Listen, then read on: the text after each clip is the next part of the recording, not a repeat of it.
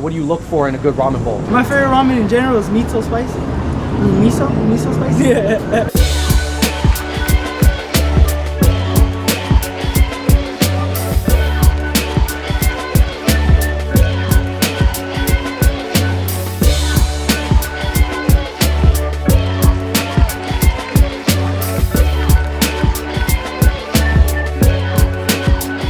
Yo, what's going on, everybody? Welcome to a special episode of Fung Bros Food. This is the beginning of a little Tokyo series that we're gonna be doing around LA. Right now, I am standing in front of one of the most advanced ramen spots in all of America. It's a chain from Japan. It just came over straight from Fukuoka, Japan, and they are killing it right now. I'm gonna be showing you guys what a $20 bowl of ramen looks like, why it looks like that, the options they give you, and I'm gonna be trying the hottest level of their Godfire ramen. This is Hakata Akosha.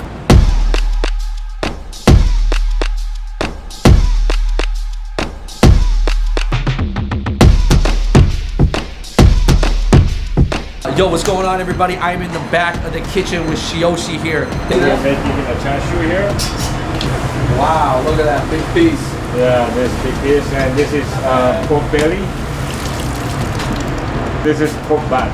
Pork butt. Yeah, the traditional tonkotsu soup from Fukuoka. Oh, so that heavy broth that everybody loves, that came from Fukuoka. That came from Kyushu. That came from Fukuoka, Hakata. Something that I want to tell you guys is that a lot of Japanese chains from Japan that have expanded overseas, places like Hong Kong, Singapore, Thailand, Indonesia, they're coming to LA now. And actually, little Tokyo, if you guys have been here and have noticed that over the past like 5 years, there's been a lot more Japanese chains coming over. This spot actually feels a lot like Tokyo. When I was eating at the bar the other day, it really feels like Tokyo. If you want the Tokyo experience of being like a ramen slurper, go sit at the bar. Right off the bat, I got the chicken karaage, AKA Japanese fried chicken. This is not your usual piece of karaage. Just focus on it. They keep that in the entire thigh. Like usually karaage pieces are a lot smaller, but they kept it as a whole piece. So what's funny is that you actually buy these by the piece. You can buy 1 piece and then you can buy 3 pieces. Chop this up. Let me try this real quick. Is leaving the karaage in the big pieces any better? I gotta tell you, there is something to say because the big pieces allow it to be juicier, so when you cut it up, there might be more juices inside. I don't know, I like it. So what was your first experience with ramen? Eating at home, I think was top Marchan. Yeah. Instant ramen. Cup noodle. It's cup of noodles. Yeah. So right here, we got the tonkatsu black. And the reason why it's black is because black garlic is actually slightly burnt garlic in oil. And basically they sprinkle it all over the tonkatsu. The reason why I like Hakata Akosha right now is because they give you a lot of the garnishes right at the table. Some ramen spots give you the garlic that you can fresh press. And then you have this one, the spicy pickles right here. And then of course, you got your classic red ginger right here. One other thing you cannot forget is this chili vinegar. It's like pickled chilies, essentially. I have never seen ramen that is plated like this with the chashu hanging over the sides. And I had to ask Shoshi, what is up with the draping it on the sides? And to be honest, he was like, yo, it's just to look cool. This is the extra toppings. You have the flappy chashu, you have the egg right here, you have all the beautifully placed, garnishes, you have the mushrooms, you got the bamboo here, of course, green onions, my first love. And then you have bean sprouts right here. Not gonna lie, the toppings were $7. You can get the noodles cooked however you want. It's kind of like how someone asks you like how to cook your steak. The most popular way to get your noodles here is hard. Yo. It actually has some of that like black sesame flavor that you get with like your shaved ice. I'm feeling the firmness. It gives you a lot to chew. Like you don't really want your noodles like just disintegrating in your mouth, And I think another benefit of maybe having the hard noodles is like the longer it sits in the bowl, the noodles are always gonna get soft, so that when you start off with hard noodles, that means by the end of it, they'll still be kind of firm. Yo, let's check out this egg. And I love the thin Japanese chopsticks, the really pointy ones, because they're easy to cut stuff with. This is actually bringing me back because a year ago from today, we were in Tokyo. And in Tokyo, like, we ate a lot of amazing food, but one thing we did not get was actually like a really good bowl of ramen. So I'm just glad that this chain is over here right now, because basically You're kind of getting like this chance to experience a really authentic bowl of ramen without having to go that far. So the chashu, as you can see, is cut very thin, and they do not grill it. It wasn't super fatty, because I think all the fattiness is actually in the broth. As the chef mentioned, basically he has one big pot that he's transferring a lot of the thickness to this other pot that's actually what's being served. I was just corrected. I've been saying tonkotsu wrong this entire day. I've made a huge mistake. Tonkatsu is actually the fried chicken and pork cutlet. Forgive me, I've been wrong ever since I started saying the word tonkatsu. Tonkotsu. Tonkotsu. Here we've got the mentaiko broth, the cod roe. So that's why mentaiko is like the fish eggs. Let's try this out.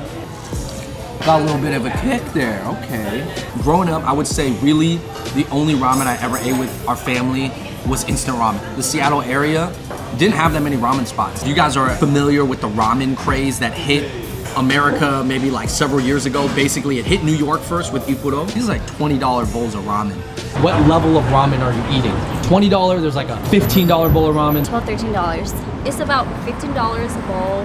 12 to 15. Same. After I got the extra toppings, those bowls came out to almost $20 each. Is it worth it? I would say definitely if you get the extra toppings, because you're getting a lot of food. But between the broth being extra thick, and then also there being flaps of chashu laying over the side, tons of sprouts, tons of bamboo, I would say it's worth it.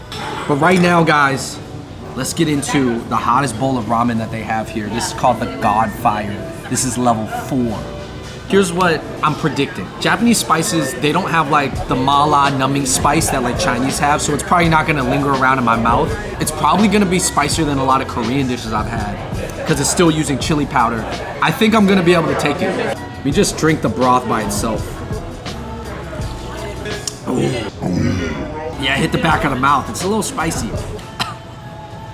Not gonna drink water yet. It's doable, it's doable. That was just one. It's like when you eat something spicy, you don't know how spicy it is until you start talking again. All right, I gotta eat some noodles. I'm gonna try it out.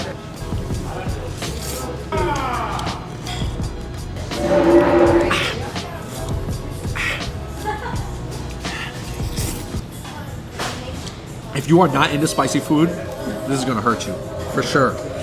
I would say this is not the most enjoyable level for me. I would say I would take it down another notch to really fully like enjoy my spicy ramen. If you need a wake-up call, if you on a lunch break and you're feeling a little sluggish and you just need something to get you sweating, get your heart racing, I would say this would be a pretty good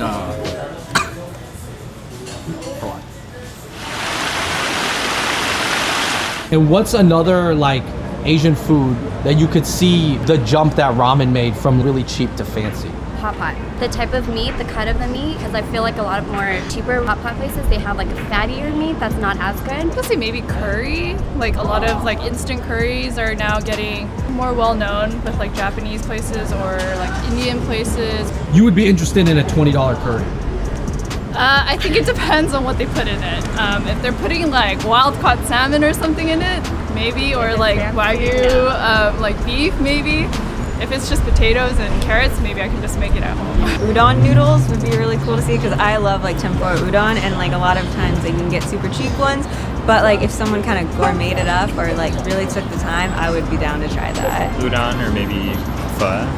Right now I think pho is kind of basic. So a lot of people are gonna hate me for saying that. You would get a $20 bowl pho? Yeah, if it was like I would give it delicious a enough, shot. yeah. It kind of made me think about how the rise of ramen does correlate with the rise of Asians in America, and how we're being more accepted and we're being more represented and people are more accepting of our authentic cultures now. It's like how sushi in America is kind of fancy and sushi in Japan is actually still kind of fancy, but ramen in Japan is more of like a working man's food. Like you can get quick bowls of ramen that come out in like 1 minute from when you order it. High-end ramen is one of the markers and is a symbol that should give you hope for Asians in general.